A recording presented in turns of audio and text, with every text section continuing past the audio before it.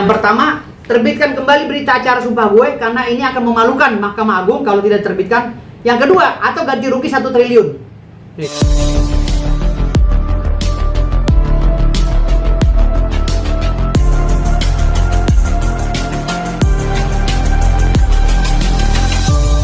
Apa yang dibekukan? Es kebo apa es campur yang dibekukan? Izin. Ada istilahnya nggak? Ada undang-undangnya? Ada alasannya nggak? Ada dasar hukumnya nggak? Bekukan. Ini bukan es kebo, ini bukan es campur. Ini masalah undang-undang. Kalau salah dalam penerapannya, nanti malu-maluin. Apalagi lembaga sekelas Mahkamah Agung. Gitu loh. Jadi jangan memalukan. Ya, negara kita kebiasaan selalu begini terus. Ya kan? Semua yang tidak ada dalam catatan hukum, dalam catatan undang-undang, jangan diada-ada. Dijadikan alat untuk mendiskreditkan orang lain. Itu kan lucu. Setiap orang yang mau menyenggol-nyenggol kekuasaan, ya, yang menyenggol-nyenggol orang yang berduit, selalu aja dicari kesalahannya, dibelokin kasusnya. Perkara pokoknya nggak dibahas lagi. Gitu loh. Yang dibahas malah ya perkara-perkara yang remeh-temeh, kayak saya naik meja. Saya kan naik meja nggak sengaja. Udah berulang-ulang saya bilang. Bisa dilihat dari gestur saya.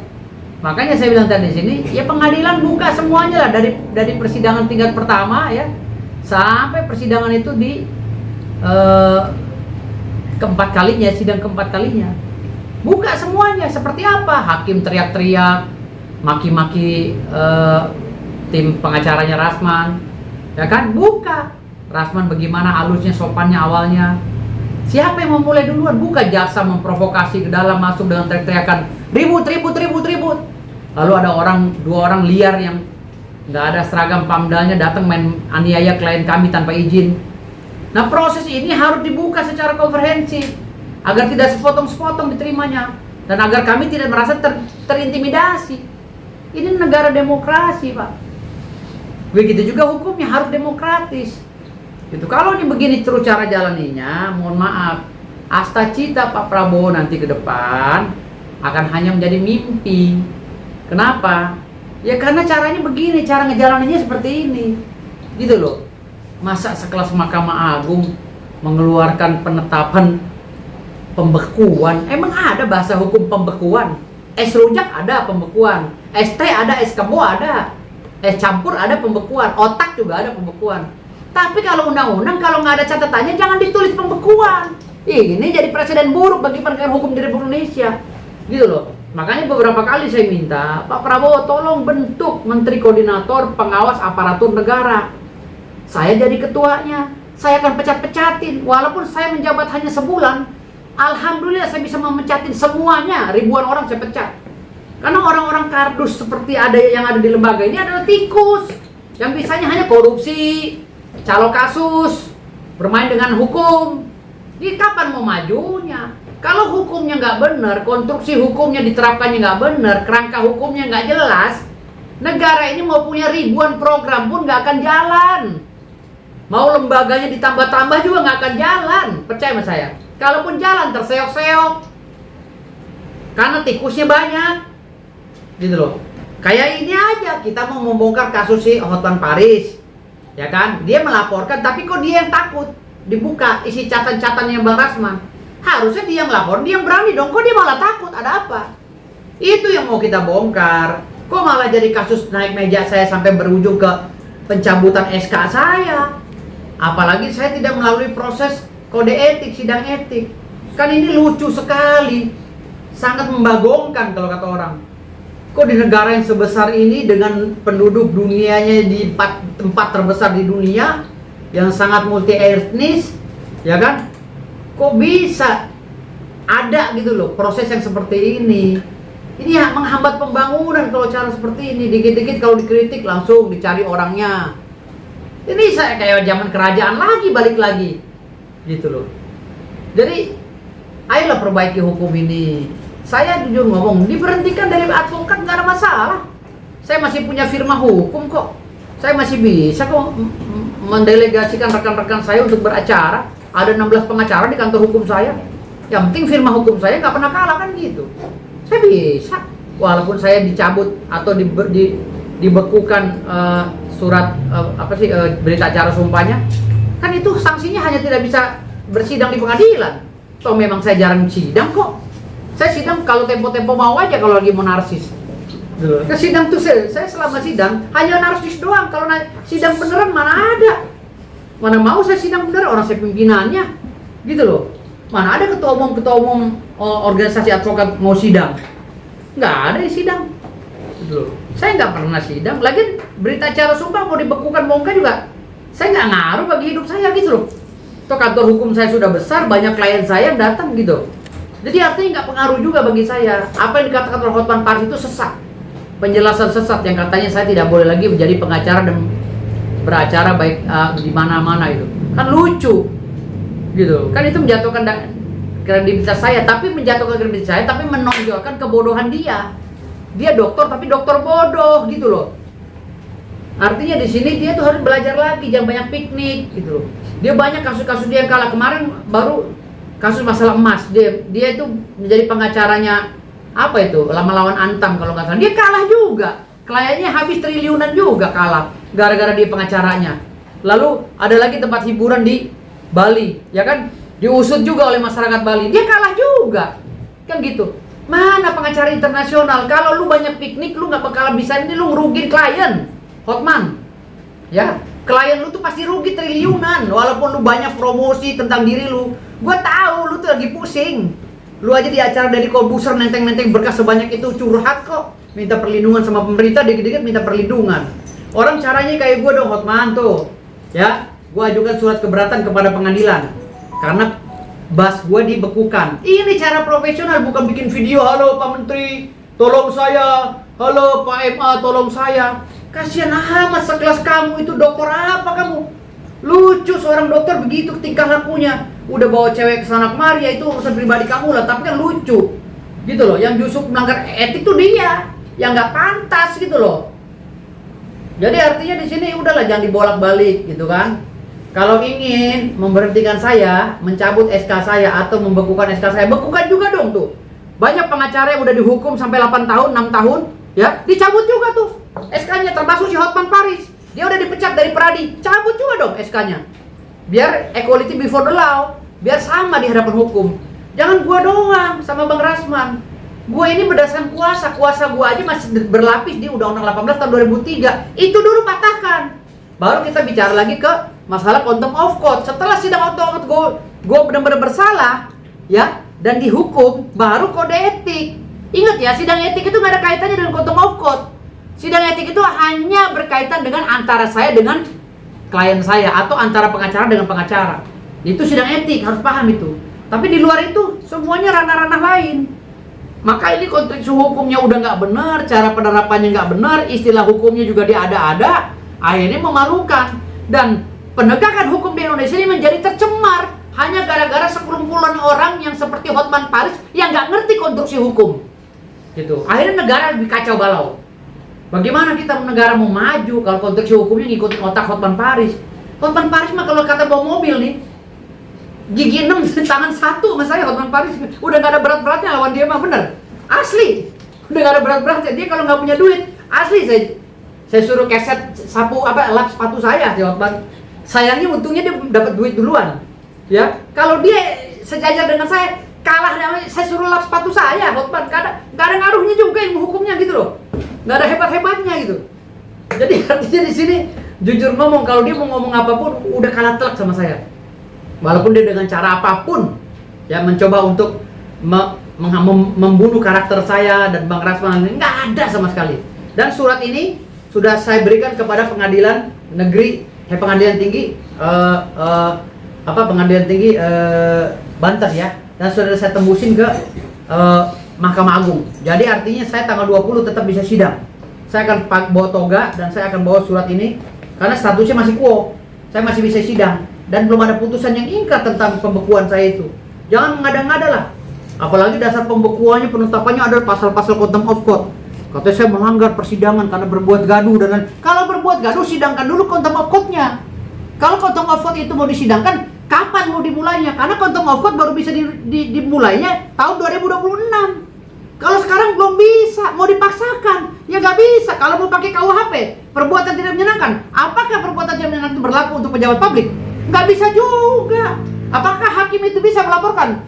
Karena dia itu sudah menutup persidangan, dia meninggalkan persidangan lalu dia datang lagi untuk melapor. Ya nggak bisa, Pak. Konstruksi hukum itu seperti itu. Ini namanya kasus yang dipaksakan, yang merugikan saya dengan Bang Rasman. Kalau pengacara dikebiri begini terus, mana ada gium fiat justice ruat culum, officium nobile dan lain-lainnya? Mana? Bullshit itu semua. Bullshit semuanya, bullshit, omong kosong. Gitu loh. Omong kosong, fiat justice ruat culum, officium nobile. Apa? Pengacara hari ini dikubur bersama saya. Kenapa? Karena saya dengan Bang Rasman menggali lubang untuk kuburan para pengacara berikutnya. Ingat pengacara, hari ini kami sengsara, bukan kesengsaraan kami, tapi kesengsaraan kalian semua. Ribuan pengacara akan dikubur bersama peraturan ini karena menjadi jurisprudensi. Ingat itu. Jadi ini yang perlu disanggah oleh para pengacara. Pengacara jangan diem aja, gitu loh. Karena ini dapur kalian. Kalau kami yang udah sukses kayak begini, nggak ngaruh, Pak. Saya bisa bawa mobil, bisa bawa truk. Oh, gak jadi pengacara, gue jadi supir truk. Lah gue udah nyantai, aset gue udah banyak. Aduh, jadi supir angkot lagi gak masalah gue. Dari musisi. Lah, kontrakan gue udah bejibun, kosan gue udah banyak. Kosan gue udah 58 pintu, ngapain pusing? Bisa jadi, bisa syuting juga Bang ya? Lah, bisa syuting, main film juga bisa. Bikin lagu bisa, apa sih yang gak bisa dari gue? Gak ngaruh, Hotman, lu mau jatuhin gue kayak apa, gak ngaruh. Kan gue bilang gak ngaruh, walaupun lu pakai duit triplek, tebel triplek, gak ngaruh. Yang penting ini man, Hotman deh. Man, lu pengajar senior internasional, nih. Kalah lu hari ini sama gue. Ya, kalah lu walaupun dengan cara main sabun. Kalah. Ya. Jadi intinya Bang berpendapat bahwa MA itu dugaan melakukan pembukaan advokatan Abang belum ada. Ini kecacatan prosedur. Saya belum pernah disidang etik oleh organisasi advokat saya. Saya belum disidang di dalam contempt of court, dalam lingkup persidangan contempt of court. Kok tahu-tahu putusan contempt of court atau undang-undang atau pasal-pasal contempt of court dijadikan acuan untuk membekukan saya? Kan lucu. Contempt of court-nya aja baru dilaporin dan contempt of court-nya aja baru berlaku tahun 2026. Kok sekarang udah disibukin, diributin? Kan ini konstruksi hukum menjadi kecacatan administrasi yang memalukan bagi penegakan hukum di Republik Indonesia. Dan ini menjadi penyakit bangsa, harus dirubah. Makanya kalau saya diangkat oleh Pak Prabowo menjadi ketua Mahkamah Agung atau minimal menteri lah ya, menteri koordinator pengawas aparatur negara, udah saya pecatin itu.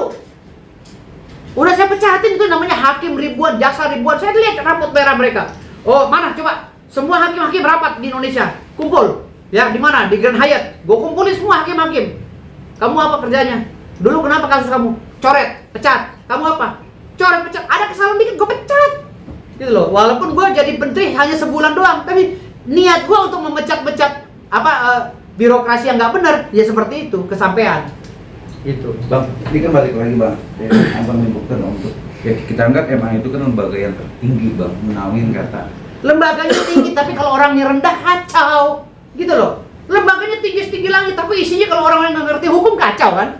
Gitu loh. Contohnya seperti ini, pembekuan. Emangnya gue SK-BO pembekuan? Ini SK gue ada undang-undangnya. Gue sumpah sama Allah Subhanahu Wa Taala dan disaksikan oleh para pihak yang menyaksikan gue itu. Gue sumpah sama Allah Subhanahu Wa Taala yang bakal dihukum gue sama Allah Subhanahu Wa Taala. Kenapa orang yang kepo? Gitu loh. Ya. Jangan disamakan dengan sumpah pejabat. Pejabat itu sumpah karena negara sudah berkontribusi pada mereka, karena mereka memberi gaji kepada pejabat itu. Makanya sumpahnya bisa dicopot. Kalau pengacara ini datang gak diundang, pulang kagak dianter. Gitu loh. Jadi jangan disamain sama pejabat negara. Pejabat negara itu disumpah ya karena mereka digaji. Makanya apa kata negara?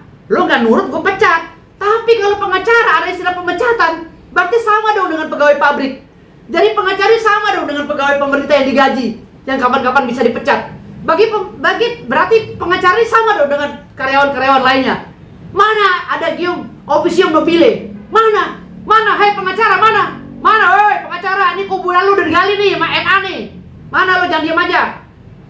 Ini kuburan lo digali. Besok bukan nggak mungkin pengacara sedang menangani perkara yang berkaitan dengan oportunitas, berkaitan dengan kekuasaan, akan dicabut kuasanya dan akan dibekukan seperti ini. Ingat itu, ini penyakit. yang harus dibersihkan. Tapi kan balik lagi bang, kata kode etik itu berlaku bang seorang advokat bang.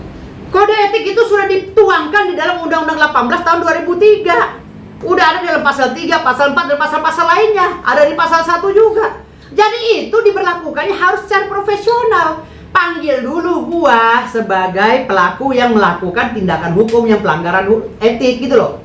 Panggil dulu dong, ditanya, Firdaus, ya, ini kamu salah, kenapa sih kamu bisa naik meja? Gue jawab, gue kesurupan bu, misalnya gitu. Gue tahu ada masuk jin, kan gitu bisa gue jawab. Kan gitu, dalil hukum gue dulu ditanyakan. Gitu loh, bantah dulu itu, sidang etik, kira-kira masuk akal, baru gue dicoret gitu loh. Ini kesalahan gue gak berat. Lawang yang makan uang negara yang nyuap aja kemarin 8 tahun di penjara masih jadi pengacara kok.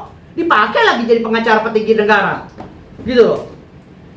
Kok gue yang remeh-temeh begini dipecat, ada apa dengan cinta? Sehebat itu kasih Hotman Paris.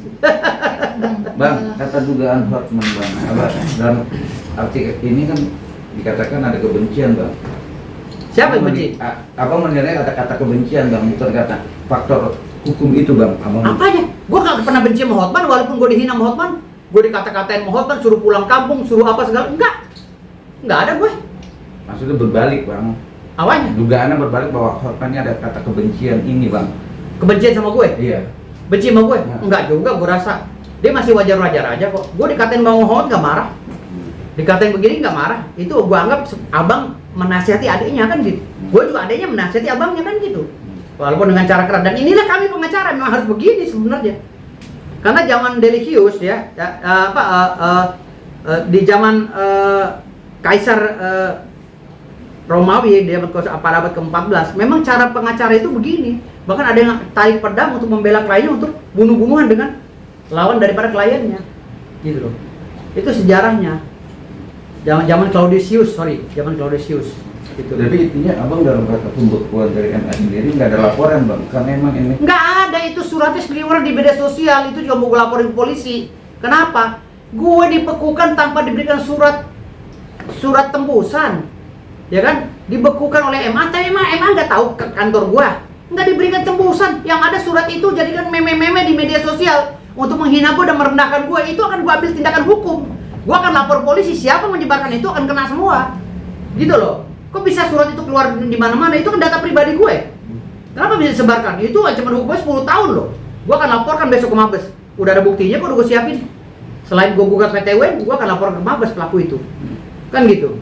Bang, maksudnya jadi menurut abang secara kacamata hukum gitu, yang dilakukan MA itu kan berarti kayak tidak sesuai prosedur gitu. Bisa jelaskan misalnya kayak tahapan yang sebenarnya dari kacamata hukum itu tahapan sebenarnya kayak gimana? apabila gue melanggar contempt of court, harus diperjelas contempt of court-nya seperti apa sih? Apakah ada tertuang di dalam pasal-pasal di dalam contempt of court itu kalau naik meja itu dilarang, kan gitu. Gue naik meja sebabnya apa? Karena klien gue udah diteriakin, kan gitu. Gue spontan. Apakah ada tulisannya? Karena hukum di Indonesia kan kalau tidak tertulis dan tercatat maka dianggap tidak ada. Gitu loh. Karena hukum Indonesia tercatat dan tertulis.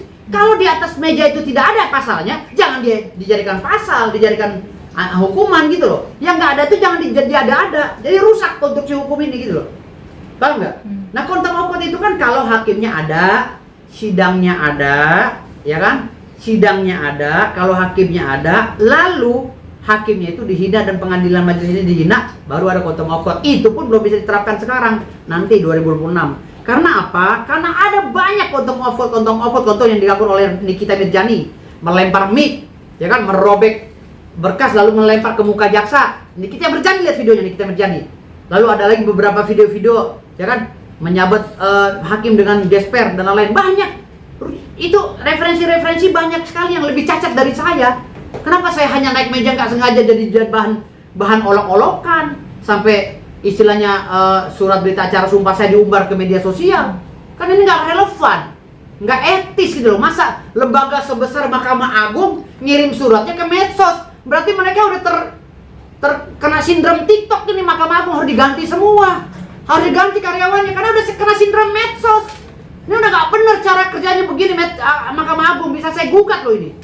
Kenapa? Hak privasi saya yang menjadi hak intelektual saya, ya, diumbar di media sosial tanpa izin saya. Sementara saya orang yang dihukum, tidak pernah melihat apa itu fisik dan bunyi hukuman saya. Gitu loh. Apa sebenarnya? Benar atau nggak di surat? Benar nggak di surat? Gitu loh. Ini caranya nggak profesional. Mahkamah Agung, gue juga protes gitu loh. Kan ini lembaga suci, om-om gue di situ semua, keluarga besar gue di situ di Mahkamah Agung. Bahkan ada om gue yang pernah jadi hakim agung di situ gitu loh. Jadi jangan memalukan lah, gitu ya. Jangan memalukan. Kasihan lembaga sebesar ini kalau isinya orang-orang keropos, ya. Masa ngirim surat tentang hukuman gue di media sosial? Emang alamat gue di media sosial? Alamat gue di sini di Bintaro.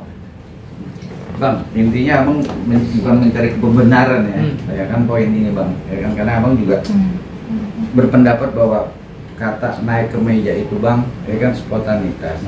Tapi kan abang ini sebagai lawyer, pengamat hukum, Iya. ya kan. Kalau cuman berpendapat pada pandangan hukum, kalau cuman gebrak duduk itu hal biasa dalam persidangan. Tapi ini kan konteksnya menaik. Gua tanya, gua tahu maksud lo. Lawyer manusia bukan? Ya, manusia bang. Manusia ya? Ya udah, manusia itu ada hilaf dan dosanya. Udah itu aja, gak usah diperpanjang. Mau naik manjat kemana? Jangan kan naik meja, yang naik pusar aja ada kok lawyer. Naik meja lagi diributnya, naik pusar secara paksa ada sekarang lagi dibahas di Pengadilan Jakarta Utara. Yang naik pusar, ngebohongin, janji mau bayar puluhan juta, cuma dibayar 2 juta. Ada. Itu yang dibongkar. Naik pusar, bukan naik meja. Jadi poinnya abang merasa saat ini masih diatakan avokat ya bang? Gua avokat dong, dan sah demi hukum gua beracara.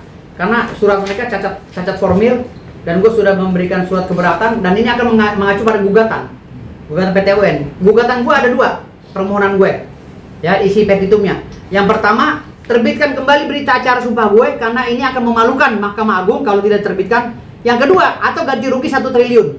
Nih, ya, surat yang udah gue kirim. Selama surat proses administrasi hukum ini udah gue buka, ya, tidak boleh ada larangan gue untuk bersidang besok. Nggak ada, karena statusnya masih quo, ya. Sama dengan si Rasman saat ini mendampingi. Nggak tahu, Bang Rasman udah ngajukan seperti ini belum? Kalau gue udah, kan gue kuasa hukumnya. Gue udah, jadi gue memprotek diri gue sendiri. Kalau untuk Rasman itu berpendapat belum tahu ya bang ya. Belum Karena tahu. Saat ini kan juga masih mendampingi seorang fadil yang kita anggap dia masih lawyer, tapi kan MA sudah membekukan sebagai avokat bang. Loh, terserah dia dong. Kan pencabutan berita acara sumpah ini kan pembekuannya bukan untuk ke polisi, hanya untuk ke pengadilan. Nggak ada kaitannya ke polisi. Ke polisi dampingin aja selama di kuasa hukumnya. Emang ada dilarang mendampingi selain pengacaranya yang nggak punya berita acara sumpah? Nggak ada. Lu tahu nggak sih, di dalam penegak hukum ya, di dalam dunia peradilan advokat ya, di dalam dunia pembelaan ada 4. Oke. Pertama advokat, kedua pengacara, yang ketiga konsultan hukum, yang keempat penasihat hukum. Itu harus paham itu, ya. Kalau advokat dia bisa bersidang di dalam maupun luar pengadilan. Kalau pengacara hanya di luar pengadilan. Kalau konsultan hukum, orang-orang yang mengerti hukum pajak, hukum bisnis, hukum ini di perusahaan. Kalau konsultan hukum, mereka purnawirawan yang mengerti hukum. Kan ada tak klasifikasinya. Jadi Hotman jangan asal koar-koar, ya. Apa yang dibilang pengacara? Pengacara paralegal. Itu ya orang-orang sarjana hukum, orang yang mengerti hukum yang ada di LBH itu. Itu LBH itu lembaga bantuan hukum yang berlandaskan Undang-Undang Nomor 16 tahun 2011 tentang lembaga bantuan hukum. Jadi orang apa aja bisa selama dia mengerti hukum, bisa beracara di kepolisian, bisa mendampingi kliennya. Kata siapa nggak bisa? Hanya Hotman yang nggak ngerti hukum yang bilang nggak bisa. Kalau kami pakar hukum, wah sangat jeli, sangat paham itu, gitu loh. Kalau Hotman kan belajarnya di mana tahu, mungkin di bawah Ponangka ya kan. Kalau kita kan tahu sendiri ya. Jadi intinya si Rasman itu masih punya hak sebagai lawyer di padel ya. Masih punya dong kalau di kepolisian ya, kepolisian masih. Yang nggak bisa tuh di pengadilan, baik perdata maupun pidana, karena itu berkaitan dengan berita acara sumpah. Kalau di kepolisian masih bisa, masih. Statusnya masih lawyernya. Lawyer masih, nggak bisa dicabut lah, nggak bisa. Apalagi gua dengar bahasnya Bang Rasman diajukannya oleh IP ya, tapi yang mengklaim adalah KAI. Jadi kan juga kan ada kecacatan administrasi juga, gitu. Tapi gua nggak mau terlalu dalam lah itu. Biarkanlah itu urusan Bang Rasman. Jadi nomor 20 siap. Gua tetap hadir. Dengan membawa surat itu ya Pak? Iya, kalau gua diusir, gua laporin hakimnya ke Komisi Yudisial. Berarti hakimnya juga nggak ngerti konstruksi hukum kan gitu. Gua laporin hakimnya. Berarti dia melakukan contempt of court kan gitu. Terus untuk masalah pelaporan dari KR Utara sendiri gimana menanggapinya bang? Gimana? Laporan ke Mabes Polri ya kan dari KN Utarasnya menanggapin gimana bang? Nggak ada masalah, laporin aja, nggak ada masalah. Jangan ke Mabes Polri, ke sono, ke Hong Kong, ke Tiongkok, nggak apa-apa, laporin aja. Sama Jiping, ngomong aja Jiping. Iya udah, Mabes Polri lagi, Jiping, gua nggak apa-apa, orang gua kagak salah. Bang, untuk surat keberatan ini kapan bang Hah? diserahkan ke sana? Udah, Kapan? udah jalan. Tadi, tanggal 13. Udah. Untuk masalah yang ke Bawas MU itu bang, Bawas MA, Badan Pengawas Mahkamah Agung. Kan gini, kegiatan semuanya itu kan yang lakukan tuh Bang Rasman dengan law firm-nya. Gue ini hanya pengacara tambahan, gitu loh. Gue ini hanya pengacara tambahan dari 33 pengacara yang ada di surat kuasa karena pakai law firm-nya Bang Rasman. Kalau Bang Ras ada sekarang laporan terkait dengan hakim dilaporin, pegawai dilaporin, itu tidak identik dengan gue karena pengacara itu tidak identik dengan kliennya, gitu loh. Kalau pengacaranya kliennya ngomel-ngomel, pengacaranya nggak bisa disamakan sama dia, gitu loh. Yang ngomel-ngomel kan dia, bukan gue, gitu loh. Kenapa jadi gue dibilang ngomel-ngomel juga? Kagak. Paham nggak? Jadi tidak identik. Selama kita memegang kuasa, tidak identik dengan klien, gitu. Oke. Oke, Dogi. Udah ya? Ada pesan nggak? Oh iya, ada pesan mungkin bang. Hah? Pesan nasi goreng pakai telur 2. Apa? Iya kali bang, yang agak Hah? gimana? Bang, tapi kalau Ferradi sendiri yang organisasi abang yang sekarang, Oh, Ferradi. Iya, itu gimana tuh bang? Oh, Ferradi alhamdulillah baik-baik saja dan kita untuk gugatan tidak memakai Ferradi ya karena saya juga menjaga perasaan dari rekan-rekan saya di KAI karena KAI juga akan menjadi turut tergugat intervensi nanti di PT UN ya. Saya udah bicara dengan ketua saya Pak Anwar ya. Saya udah bicara dengan Pak Anwar. Jadi insya Allah ke depan saya gugatnya dengan tim hukum saya aja gitu loh. Gugat PT UN itu gitu. Karena saya tidak menitik beratkan kepada KAI karena KAI itu gimana punya jasa pada diri saya telah menjadikan saya advokat. Saya nggak bakal mau ganggu KAI gitu. Ya kalau untuk Mahkamah Agung nggak masalah beliau tuh laporin karena beliau lagi ngambek kan. Itu kan orang tua kami. Biar gimana beliau itu juga perlu dihargai juga ya kan. Perlu dihargai juga karena beliau kan orang tua kami juga cari makannya di situ. Jadi nggak ada masalah lah. Ya selama beliau itu ya gua kan udah minta maaf kepada beliau dan suratnya juga udah jalan kan. Udah jalan mudah-mudahan 2-3 hari nyampe ke Mahkamah Agung. Dia sudah permohonan maaf gue ke Mahkamah Agung, ke Pengadilan Negeri Jakarta Utara udah mau nyampe. Insya Allah bisa dievaluasi oleh mereka. Ini kan hanya miskomunikasi aja. Maaf apa bang? Maaf apa? Permohonan maaf gue kepada ini karena dianggap membuat gaduh di pengadilan akibat saya naik meja gitu. Ya itu biasa lah itu. Dan kita jangan menekan memojokkan Mahkamah Agung juga, jangan. Karena ya peristiwanya memang gaduh gitu loh. Dan yang bikin gaduh ya lo lihat aja sendiri di TV lah, bukan gue. Gitu. Jadi peristiwanya gitu. Oke.